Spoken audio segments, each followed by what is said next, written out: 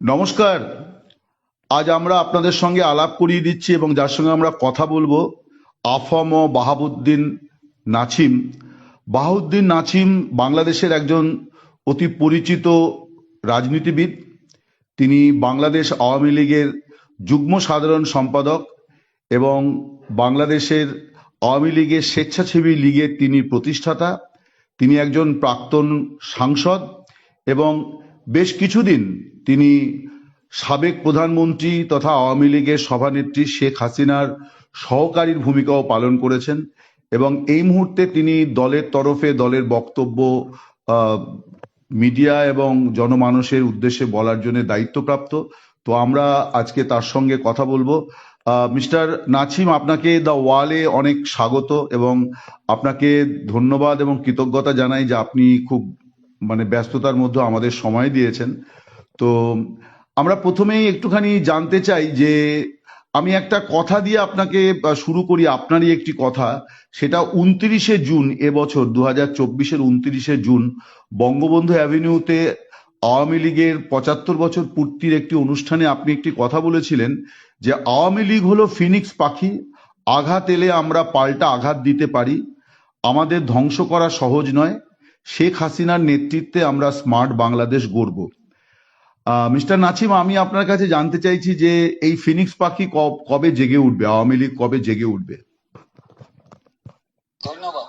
মিডিয়ার মাধ্যমে আমরা মানুষের সবাইকে আমি বিজয়ের মাসে, বীর বাঙালি বিজয়ের মাস হলো ডিসেম্বর মাস, এই বিজয় দিবসের আমি সমগ্র বাঙালি, বাংলাদেশের বীর বাঙালি ও বাংলাদেশের মানুষদের সবাইকে আমি বিজয়ের শুভেচ্ছা, সংগ্রামী শুভেচ্ছা এবং সালাম জানাই, আন্তরিক মোবারকবাদ জানাই। আজকে এমন একটি মুহূর্তে আমি সাক্ষাৎকার দিচ্ছি যেটা বাংলাদেশে আজকে খুবই একটি করুণ পরিস্থিতির ভিতরে, সংকটময় মুহূর্তের মধ্য দিয়ে বাংলাদেশ, বাঙালি জাতি, বাংলাদেশের মুক্তিযুদ্ধের চেতনায় সমৃদ্ধ বীর বাঙালি জাতি পার করছে, যেখানে সাম্প্রদায়িক গোষ্ঠী, সাম্প্রদায়িক সন্ত্রাসী, অশুভ শক্তি এবং সন্ত্রাসী গোষ্ঠীদের নেপথ্যে কখনো কখনো সাম্প্রদায়িক জঙ্গিবাদী মৌলবাদী গোষ্ঠীরও উত্থান আমরা দেখতে পাই। এই মুহূর্তে বাঙালি জাতি আজকে এই কঠিন সময় পার করছে, যখন বাংলাদেশের মুক্তিযুদ্ধের পক্ষের মানুষের কথা বলার সম্পূর্ণ অধিকার হারিয়ে ফেলেছে। মুক্তিযুদ্ধের কথা বলা যায় না, জয় বাংলা স্লোগান দেওয়া যায় না, এবং স্বাধীনতা মহান মুক্তিযুদ্ধের এই দীর্ঘ 9 মাসে রক্তক্ষয়ী সংগ্রামে আমাদের যে 30 লক্ষ শহীদ আত্মাহুতি দিয়েছে, 2 লক্ষ মা বোন সম্ভ্রম হানির বিনিময়ে আমরা যে স্বাধীনতা পেয়েছি, এই মহান স্বাধীনতায় যাদের আত্মত্যাগ, যাদের সহযোগিতা, যাদের সমর্থনে মুক্তিযুদ্ধের বিজয় অর্জিত হয়েছিল, সেই বাংলাদেশ আজকে মনে হয় মুক্তিযুদ্ধের কথা বলা একটি পাপের কাজ হয়ে দাঁড়িয়েছে। আর এই মহান মুক্তিযুদ্ধের নেতৃত্ব দিয়েছে বাংলাদেশ আওয়ামী লীগ। বাংলাদেশ আওয়ামী লীগের সভাপতি এবং নেতা এবং মহান মুক্তিযুদ্ধের মহান নেতা জাতির পিতা বঙ্গবন্ধু শেখ মুজিবুর রহমান এই মহান মুক্তিযুদ্ধের নেতৃত্ব দিয়েছে। তারই নেতৃত্বে বাংলাদেশ, বাঙালি জাতি বিশ্ব মানচিত্রে একটি নতুন রাষ্ট্র সৃষ্টি করেছিল। বাঙালি জাতির আত্মনিয়ন্ত্রণের অধিকার বাঙালিরাই প্রতিষ্ঠা করেছিল জাতির পিতা বঙ্গবন্ধু শেখ মুজিবুর রহমানের। আর সেই জাতির পিতার হাতে করা দলটি হলো বাংলাদেশ আওয়ামী লীগ। এই আওয়ামী লীগের গত 75 বছরের ইতিহাসে, সৃষ্টির পরবর্তী 75 বছর পার করেছে, এই উপমহাদেশের এবং বাংলাদেশের সবচাইতে প্রাচীনতম 2-1টি দলের একটি দল হলো বাংলাদেশ আওয়ামী লীগ।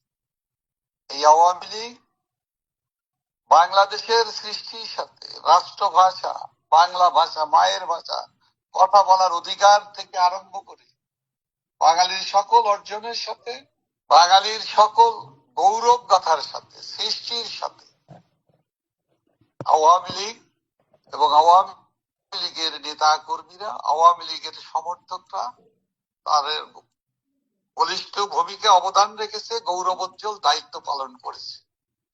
আওয়ামী লীগের মতো দলটির উপর বারবার বহু আঘাত এসেছে, বারবার আওয়ামী লীগকে ধ্বংস করা, আওয়ামী লীগের নেতৃত্ব শূন্য করা, বাঙালি জাতিকে নেতৃত্ব শূন্য করা, একের পর এক আঘাত এসে আওয়ামী লীগকে আঘাত করেছে, আওয়ামী লীগকে ধ্বংস করার চেষ্টা করেছে। কিন্তু আওয়ামী লীগ ধ্বংস হয়নি, বরং আওয়ামী লীগ নতুন করে তারা তাদের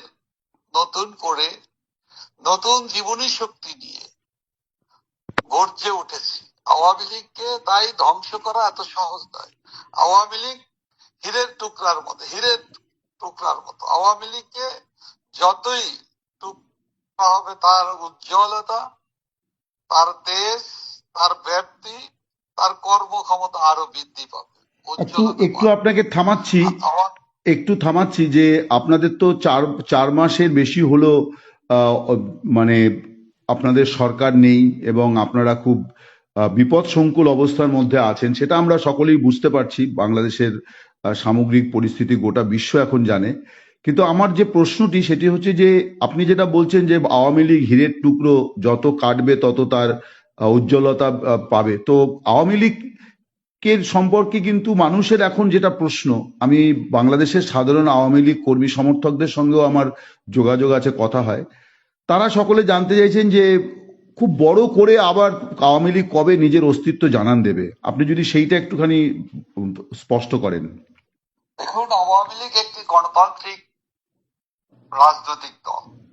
আওয়ামী লীগ জনগণের ভিত্তিতে, জনমতের ভিত্তিতে, জনগণের অধিকার প্রতিষ্ঠার জন্য, গণতন্ত্রের জন্য এবং বাংলাদেশের মানুষের অসাম্প্রদায়িক চেতনাকে সমুন্নত রাখার জন্য, বাংলাদেশের হিন্দু, বৌদ্ধ, খ্রিস্টান, মুসলিম সকলের সাথে সবাই মিলে একযোগে সমান অধিকার নিয়ে আমরা বাংলাদেশকে গড়তে চাই। সেই বাংলাদেশ গড়ার জন্য জনমত যত দ্রুত এই অসাংবিধানিক, অবৈধ ইউনূস সরকার, এই তারা জবরদস্তিমূলক ভাবে দেশে যে শাসনের নামে দেশে যে দুঃশাসন কায়েম করেছে, এই দুঃশাসনের কারণে ইতিমধ্যে জনগণের ভিতরে ব্যাপক জনজীবনে নাবিশ্বাস উঠেছে, মানুষের দুঃখ কষ্ট বেড়েছে, মানুষের দেশে কোনো আইন শৃঙ্খলা নাই, দেশের নিত্য প্রয়োজনীয় দ্রব্যমূল্য, বিশেষ করে চাল, ডাল, তেল, আটা, লবণ, সবজির মূল্য হু হু করে বৃদ্ধি পেয়েছে, যা মানুষের ক্রয় ক্ষমতার বাইরে চলে গিয়েছে। এই অবস্থাতে মানুষের জনরোষ, অসন্তোষ প্রতিদিন বাড়ছে। জনরোষ যত বাড়ছে ততই ইউনূস সরকার জনগণ থেকে ধীরে ধীরে, এত দ্রুত ধীরে ধীরে বিচ্ছিন্ন হওয়ার কথা, কিন্তু সেটা না হয় বরঞ্চ আমরা দেখছি 4 মাসের ভিতরেই তাদের জনপ্রিয়তা শূন্যের কোঠায় নেমে আসছে। এই অবস্থার মধ্য দিয়ে আমরা জনরোষটা বাড়ানোর জন্য আমরা সারা দেশের মানুষের কাছে এই সরকারের যে দুষ্কর্মগুলো, সেটা আমাদের নেতাকর্মী এবং সাধারণ মানুষ, বুদ্ধিজীবী, বিভিন্ন শ্রেণী পেশার মানুষরা এই বিষয়টিকে তুলে ধরছে। এবং এ কারণে বাংলাদেশে কিন্তু সাধারণ মানুষ, রিক্সাওয়ালা, ভ্যানওয়ালা, সবজি ব্যবসায়ী থেকে আরম্ভ করে মেহনতি মানুষ, শিক্ষক, শ্রেণী পেশার মানুষরা কিন্তু বলতে শুরু করেছে যে আমরা ইউনূস সরকারের অধীনে আমরা ভালো নাই, কষ্টে আছি, আমাদের দুঃখ, আমাদের দুর্দশা, আমাদের শান্তি সম্পূর্ণ বিনষ্ট হয়ে গেছে। এর চাইতে আগের সরকার অর্থাৎ শেখ হাসিনা সরকার ভালো ছিল। একটা জিনিস বলছিলাম যে মাঠে ময়দানে নেতারা কবে নাগাদ আবার তারা আসতে পারেন, তার কারণ আমি বলছি যে সরকার তো কতগুলো কমিশন করেছে, সংস্কারের কথা বলছে, সেখানে বিভিন্ন দল তাদের অভিমত ব্যক্ত করছে, কিন্তু আওয়ামী লীগ তো সেখানে কোনো অভিমত ব্যক্ত করছে না। আওয়ামী লীগ কি মানে এই ব্যাপারে কিছু ভাবনা চিন্তা করছে যে এই যে সংবিধান সংস্কার বা আরো নানাবিধ সংস্কারের কথা বলা হচ্ছে, সেখানে আওয়ামী লীগের বক্তব্য কিন্তু আমরা জানতে পারছি না। আওয়ামী লীগকে তো নিষিদ্ধ করা হয়নি। আওয়ামী লীগ তার বিপদের কারণে সে মাঠে ময়দানে বা প্রকাশ্য হয়তো কর্মসূচি করতে পারছে না, কিন্তু আওয়ামী লীগের অবস্থানটাও কিন্তু আমরা জানতে পারছি না যে নির্বাচনী সংস্কার নিয়ে তার কি বক্তব্য, সংবিধান সংস্কারটাকে তারা গ্রহণ করে কিনা, করলে কি ধরনের সংস্কার তারা চায়, এটা যদি আপনি একটু স্পষ্ট করেন। দেখুন, বাংলাদেশের গত 4 মাসে 5ই আগস্টের পর থেকে বাংলাদেশে আওয়ামী লীগের একটি নির্বাচিত সরকার। আওয়ামী লীগ বাংলাদেশের সবচেয়ে বড় এবং জনপ্রিয় রাজনৈতিক দল। আওয়ামী লীগের সভাপতি বঙ্গবন্ধু কন্যা বাংলাদেশের সবচেয়ে জনপ্রিয় নেতা। তার প্রতি বাংলাদেশের মানুষের আস্থা অনেক অনেক বেশি। তারপরও ওনার সরকারকে জোর করে তার সরকারকে পদত্যাগ, তো দূরের কথা, পদত্যাগ করারও সুযোগ দেয়নি, জোর করে দেশের বাইরে শক্তি প্রয়োগ করে পাঠিয়ে দিতে বাধ্য করা হয়েছে। আজকের অবস্থাতে বাংলাদেশে 5ই আগস্ট থেকে বাংলাদেশের আওয়ামী লীগের নাম নিশানা মুছে ফেলার জন্য আওয়ামী লীগের নেতা কর্মীদের গণহারে হত্যা করা হয়েছে। তার সঠিক হিসাবটাও এখন পর্যন্ত ইউনূস সরকারের পক্ষ থেকে কোনো হিসাব এখন পর্যন্ত জনসমক্ষে প্রকাশ করা হয়নি। আওয়ামী লীগের নেতা কর্মীদের বাড়ি ঘরে অগ্নিসংযোগ, লুটপাট, ধ্বংস করা হয়েছে। অফিস আদালত, ব্যবসা বাণিজ্য থেকে আরম্ভ করে বাংলাদেশের ধর্মীয় সংখ্যালঘু সম্প্রদায়, হিন্দু, বৌদ্ধ, খ্রিস্টান সহ অন্যান্য জনজাতি গোষ্ঠীর উপরে লুটপাট করা হয়েছে, হত্যা করা হয়েছে। উপাসনালয়, মন্দিরে, প্যাগোডা, এমনকি গির্জায় অগ্নিসংযোগ করা হয়েছে, লুটপাট করা হয়েছে, মন্দিরের প্রতিমা ভাঙা হয়েছে, লুটপাট করা হয়েছে। এবং সারা দেশের আওয়ামী লীগের নেতা কর্মীদের বিরুদ্ধে, বিশেষ করে আওয়ামী লীগের সিনিয়র নেতা, আওয়ামী লীগের মন্ত্রী পরিষদের সদস্য এবং কেন্দ্রীয় 14 দলের নেতৃবৃন্দ এবং অন্যান্য ব্যক্তিবর্গ, সরকারের বিভিন্ন শ্রেণী পেশা, সরকারের প্রশাসনের অবসরপ্রাপ্ত কর্মকর্তা কর্মচারী থেকে আরম্ভ করে কাউকে রেহাই দেওয়া হয়। সাংবাদিকদেরকে, গণমাধ্যমের সাথে যারা কাজ করে, সাংবাদিক, লেখক এবং শ্রেণী পেশার মানুষ, তাদের বিরুদ্ধে ঢালাও ভাবে মামলা দেওয়া হয়েছে। আওয়ামী লীগ সভাপতি বঙ্গবন্ধু কন্যা দেশরত শেখ হাসিনার বিরুদ্ধে 2.5 শতাধিক খুনের হত্যা মামলা করা হয়েছে। না, তাহলে কি আপনারা ইউনূস সরকারকে মানে মানে এক প্রকার বয়কট করেই চলবেন, যে এই সরকারের কোনো কার্যক্রমেই বা আওয়ামী লীগ অংশ নেবে না?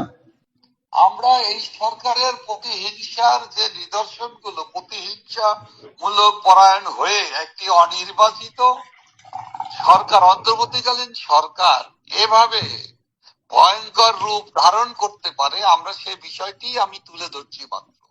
আওয়ামী লীগের হাজার হাজার নেতাকর্মী, 14 দলের কেন্দ্রীয় নেতৃবৃন্দ থেকে আরম্ভ করে বিভিন্ন পর্যায়ের মানুষ, আওয়ামী লীগের সহযোগী সংগঠন, ছাত্রলীগ, যুবলীগ, স্বেচ্ছাসেবক লীগ, কৃষক লীগ, শ্রমিক লীগ, মহিলা আওয়ামী লীগ, যুব মহিলা লীগ, কাউকে রেহাই দিচ্ছে না। মেয়েদেরকে, নারী নেতৃবৃন্দদেরকে রেহাই দেওয়া হচ্ছে। মানে যেটা আমি জানতে চাইছিলাম যে আপনারা কি এই সরকারকে তাহলে বয়কটই করছেন, যে এই সরকারের কাছ থেকে আপনারা কোনো ন্যায় বা কোনো সুবিচার প্রত্যাশাই করতে পারছেন না? আর আমাকে একটু সময় দিলে আমি একটু ডিটেলস আপনাকে বলতে সুবিধা হতো।